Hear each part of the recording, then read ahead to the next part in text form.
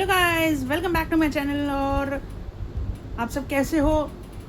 आज का जो वीडियो रहेगा वो चैप्टर रहेगा ज्योग्राफी क्लास 10th का, रिसोर्सेज एंड डेवलपमेंट पे। दोस्तों, शुरू करने से पहले मेरा एक सवाल है, आप बताना ये सिनेरियो अगर हुआ कभी, लाइफ में ना हो, पर ये है कि अगर कभी रिसोर्सेज ख़त्म हो जाएं तो क्या होगा? ठीक है दोस्तों, आप सोचिए और मैं शुरू करता हूँ। एक्चुअली हम सब शुरू करते हैं आज ज्योग्राफी का पहला चैप्टर। और इस चैप्टर में कहा गया दोस्तों कि सबसे पहले बोला गया है कि everything that is available in our environment to satisfy the human needs, उसको कहा जाता है इस टर्म एज अ रिसोर्स। अब प्रॉपर डेफिनेशन क्या होती है रिसोर्स की वो बताता हूँ, ठीक है। Anything that is technologically accessible, economically feasible हो। और तीसरा क्या है? तीसरा ये है दोस्त कि तीसरा है आपका कल्चरली एक्सेप्टेबल हो। तो तीनों चीज़ें अगर हैं तो वो एक रिसोर्स है, ठीक है। अब यहाँ बात करते हैं ह्यूमन बींग्स। देखिए, ह्यूमन बींग्स बहुत ज़्यादा इंटरैक्टिव रिलेशनशिप यूज करते हैं। सबसे पहले कहते हैं they interact with the physical environment through technology. Technology से हम इंटरैक्ट करेंगे, ठीक है। और क्या हुआ उसके बाद? Through institutions, they create institutions for the economic development. ये तीनों हुए तो हमारी इकोनॉमिक डेवलपमेंट हुई, एक्सेलरेट हुई इकोनॉमिक डेवलपमेंट। कैसे दोस्तों? यहाँ पे बताता हूँ। ह्यूमंस ने कभी तो सोचा होगा कोई इन्वेंशन, हम कपड़े पहनते हैं, है ना, ये क्लॉथ है, ये एक नॉर्मल पहले क्लॉथ हुआ होगा, पर उसकी टेक्नोलॉजी यूज की गई होगी उस टाइम पे और उसको हमारे लिए एक्सेसिबल बनाया गया। सनलाइट है, कितने सालों से सनलाइट आ रही है। अब किसी ने तो सोचा होगा ना कि सोलर एनर्जी बनाएंगे, ठीक है ना। तो दोस्तों ये इसमें मैं आपको बताना चाहूंगा that's why human beings are the important components of the interactive relationship. Human beings खुद अपने आप में एक रिसोर्स है इस इंटरैक्टिव रिलेशनशिप के लिए। क्यों? क्योंकि हम ही तो हैं जो रिसोर्स क्रिएशन में हेल्प करते हैं बाय आवर नॉलेज, अपने नॉलेज से, ठीक है, by the use of technology से, इंस्टीट्यूशन से, वो जो बात मैंने आपको पहले कही, इसीलिए ह्यूमंस को यहाँ पे रिसोर्स कहा गया। अब आगे बताता हूँ कि on the basis of different classification दी गई हैं रिसोर्सेज के लिए। पहला दिया गया है on the basis of origin. Origin क्या है? ओरिजिन ये है जिसमें बायोटिक एबायोटिक आते हैं। तो बायोटिक वो होंगे जो लिविंग होंगे, जैसे एनिमल्स हैं, लिविंग हुए। एबायोटिक वो हैं जो नॉन लिविंग हैं, जैसे सनलाइट, एयर, वाटर, ठीक है। On the basis of exhaustibility, renewable, non renewable. Renewable वो हैं जो अबंडेंस में हैं, जो रिन्यू हो सकते हैं नेचुरली। वो क्या है? जैसे सोलर एनर्जी हो गई, सनलाइट हो गई, विंड हो गई, वाटर हो गई, ये सारे क्या है? ये रिन्यूएबल रिसोर्स हैं।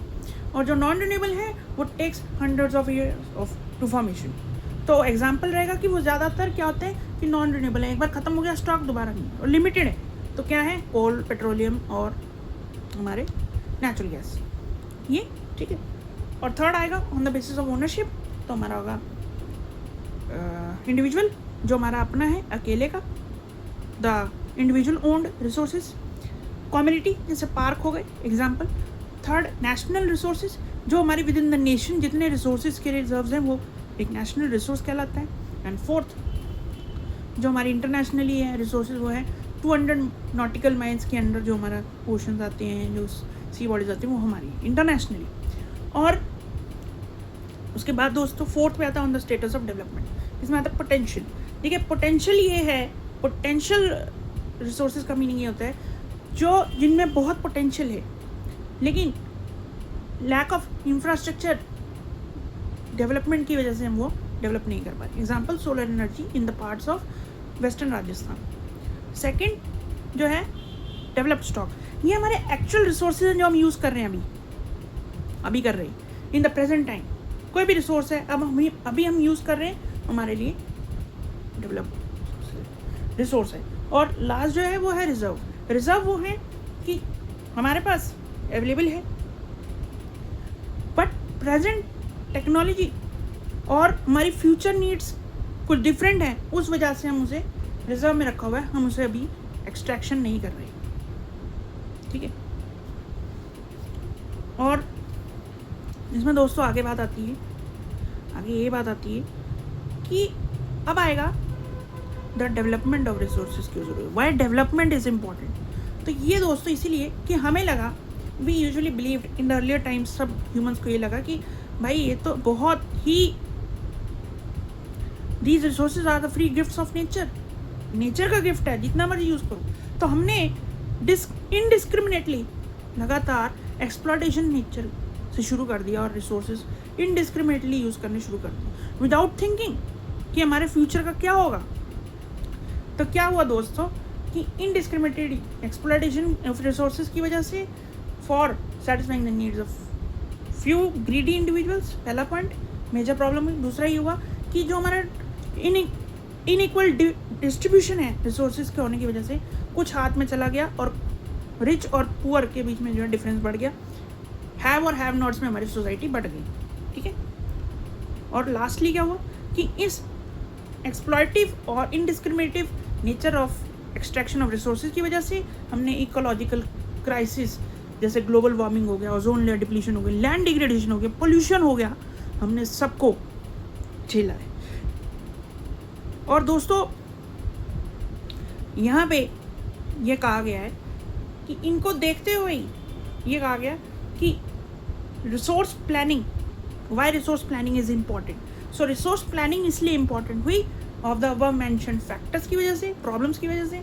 हमने कहा कि हमें तो अब चाहिए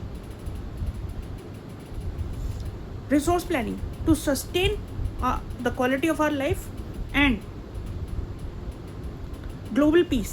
अब हमें चाहिए strategy of resource planning with equitable distribution of resources, जिससे क्या हो पाएगा, सस्टेनेबल एग्जिस्टेंस हो पाएगी सारे ऑल फॉर्म्स ऑफ लाइफ की। सस्टेनेबल एग्जिस्टेंस हुई तो हमारा मेन गोल सस्टेनेबल डेवलपमेंट का पूरा होगा। दोस्तों यहाँ पे अगर मैं बताना चाहूँ तो सस्टेनेबल डेवलपमेंट क्या होता है, बॉक्स के अंदर दे रखा है ज्योग्राफी की बुक में, तो वो होता है sustainable development means the development of the resources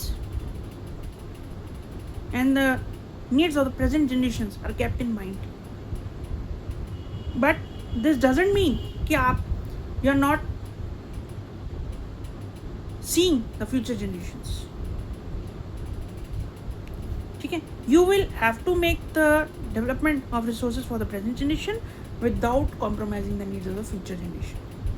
ठीक है, this is called sustainable development. That's all दोस्तों।